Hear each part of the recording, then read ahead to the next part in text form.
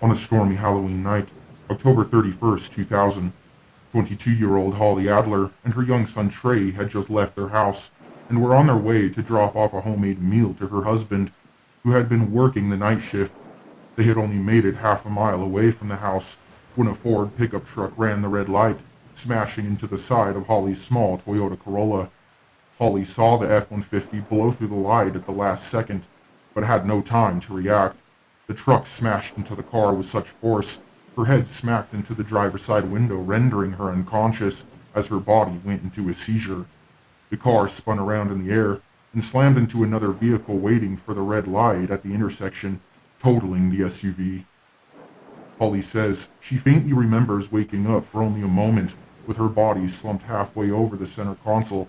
She felt cold, as at that point the rain turned to snow and sleet. She recalls hearing the sound of her son Trey crying before blacking out once more.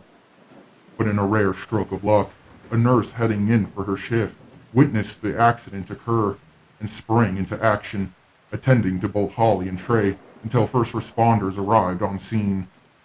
Holly was rushed to the hospital by ambulance with a massive concussion and a deep gash heavily bleeding from her head.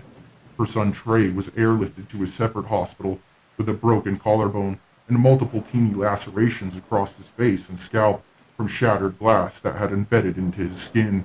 But against all odds, Holly and Trey survived the crash and are now living happy, healthy lives. Here are some photos of the car after the accident.